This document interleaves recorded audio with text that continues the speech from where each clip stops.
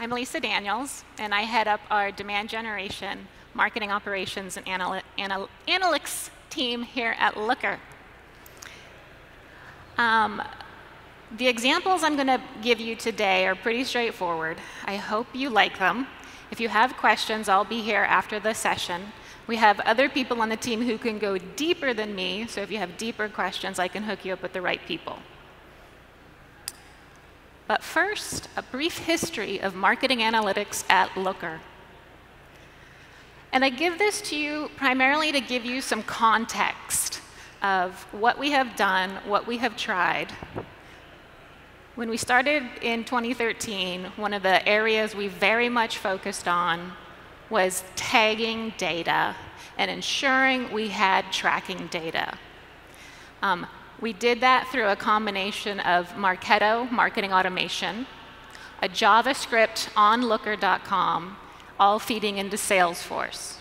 Eventually, it did feed into our Looker instance. What this did was ensured campaign-level tracking on probably 95% of our lead data.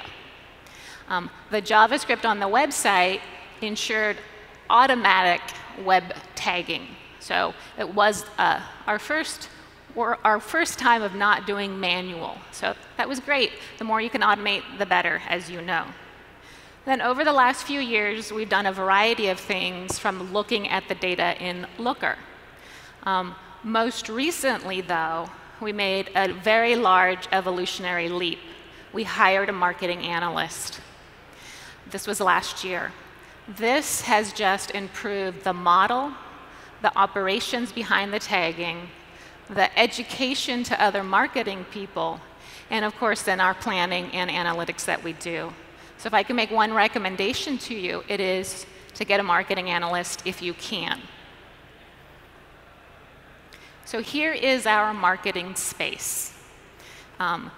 One of the things we tried several years ago was doing marketing analytics out of a company-wide space. That was fine when we had 2 or 3 marketing people who knew Looker very well. They helped build the fields, so they knew the data. As we started adding new marketing people, it was obvious that it was difficult to come into a complex situation. So one of the things Dean did, our marketing analyst, was trim down and give us a very focused marketing space. So you'll notice there's not very many dimensions, there's not very many measures. And it all centers around the straightforward B2B marketing funnel. As a B2B organization, we're very focused on a lead comes in, does it actually end up in a person's lap, an SDR's lap? What are the conversion points through the marketing funnel and the handoff, and then the performance in the sales funnel? So everything's focused around that. We've done quite a bit of work on the measures themselves. First thing you'll notice is the measures are labeled sequentially, so they're easy to find, in the order that they would fit in the B2B funnel. So a registration, a routed lead, the meeting that may have happened. Did it get pipeline? Did it get revenue? So this helps a marketing manager who's maybe 6 months in and they're doing their first event. They're like, okay, I can do some data. It's very quick. I just need reg, meetings, pipeline. It's all right there. You'll also notice we have primarily focused on first touch attribution. As a growth company, what we really were focusing on is where are those leads coming from? And where can we go get more of those leads that have been performing well? First touch attribution is probably more simple, which is great because it's like, just want to know where it came from.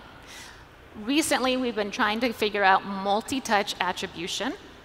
And so we have a few measures on multi-touch. It becomes a more contentious discussion. It becomes more complicated. But we need to figure that out because we need to help the marketing team who's helping speed up a sales funnel or speed up the sales cycle. We need to help them find out what is working so they can do the things that are working and let go of the things that are not working. And then lastly, we have quite a few conversion rates. And we very much cohorted them on a very short time frame.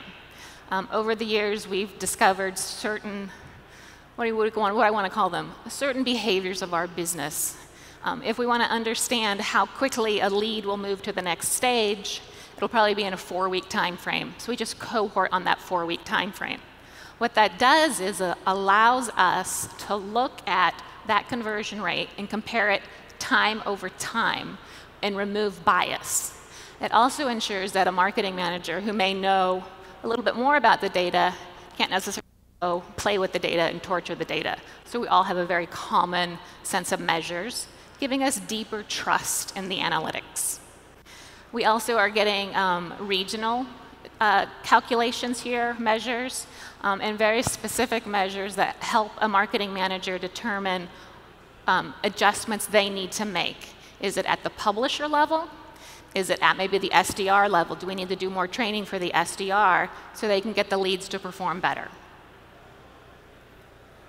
OK, so here are finally the examples. Sorry, I had to set that up for you. So we do 3 types of analysis on a regular basis. The continual tracking of goal achievement. Are we hitting the goal we put forth? Then there's the cross-team checking. What we give to the next team down, is it working? Is it performing as we expect it? Simply, how is it performing? Then, of course, there's a ton of one-off questions. So, tracking leads to a goal. Here is an example of a dashboard we use. We look at it daily. I look at it daily. I might look at it a couple of times a day, as I'm very goal-focused. We'll work with the individual marketing managers and walk through with them on a weekly basis. Every other week, we come together as a group and do the communal sharing. And I'll get to why. So top is percent through the quarter. We're very quarter-focused. Goals are annual and quarter. We adjust the annual plan on a quarterly basis. So why does that matter? If I'm 10% of the way through the quarter and I'm 5% of my way to my lead goal, I'm like, that's OK. If I'm 90% of the way through the quarter and I'm 10% to the lead goal, I am worried. So it just gives me some context of, can I make adjustments? The next table is the roll-up of all marketing. So all of the leads, all of the meetings. What you're going to find hopefully most interesting is the green column is the actual goal, the goal we put together as a team.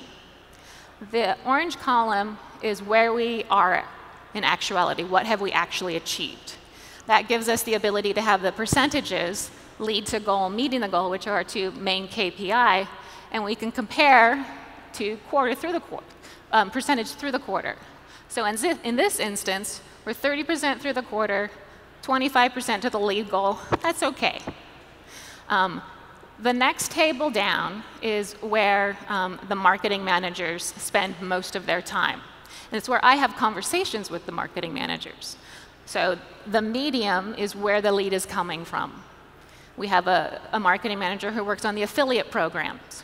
She has her goals, 694 in this instance. She has a conversion rate, lead to meeting, so she can understand the quality of the leads. And then, of course, she can see where she is. In this instance, she's 22% to her goal. That's pretty good. You'll look at the offline event row there, number 5, they're 8% to their goal. And it's good for me to understand the world of offline events. What I would probably do is go knock on their door going, what is going on? You're 8% to your goal. In reality, maybe the events just haven't happened yet because we don't have a lot of control over the event calendar. And there's probably 5 events coming in the next 2 months. So by the end of the quarter, they will achieve their goal. From a team standpoint, why we do this communally every other week is, in this instance, content syndication is doing great on hitting their lead goal. Maybe the referral program or the PPC program isn't doing as well. So what we can do is, your program is doing well, marketing manager. Can you go do more? Because we're feeling challenged in this other area. Because seasonality, maybe a platform isn't working, or maybe an event got canceled. So it allows for that collaboration. Cross-team tracking.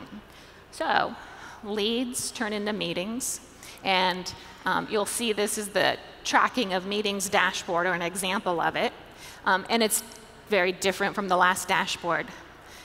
It's very region and segment focused, and that's because meetings are the transition point to sales.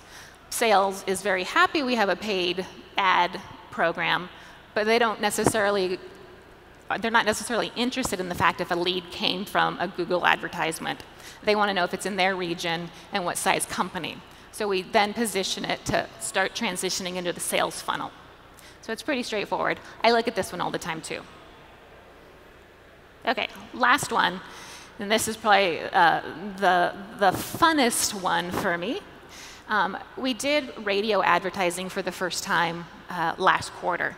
It was actually my first time doing radio advertising. And of course, being responsible marketing people, we need to show if it's going to work or not. Did it work? Did it not work? Did it give us leads? Did it not give us leads? Radio is historically difficult to track, right? Because it's in the air. So what we did is Dean, our marketing analyst, got the carriage report from our brand manager. And a carriage report is the list of radio stations, the date and time that the ad will be broadcast. They then got the longitude and latitude of those radio stations, plugged that into LookML, and set a benchmark for a time frame. And said, okay, so here's over a time frame, 6 weeks in the past, we had leads for those areas. As soon as the ads started running, they started tracking those leads in those regions, those longitudes and latitude. And then they laid the two together, and here's what we have. The straight bar is the benchmark. The blue line is leads that came in those regions when the ad ran. So, quick answer, yes, it worked. Yay, money well spent. And I can prove it. The very interesting thing that Dean pointed out to us is what if the next time we do this, you do a 1 week on, 1 week off, 1 week on? Because look what happened. It dipped the second week. So it'd be maybe wiser for us to test this one-off time frame, and we can see if we get better bang for our money. It would extend the period of advertising and just get more leads. Okay, so future, the evolution continues. We have been very first touch focused, very growth focused. That's why operations and analytics lives in demand gen, right? Very acquisition focused. So we need to do more different types of marketing analytics. We are doing what we can to get our web traffic data in and tied to the B2B funnel.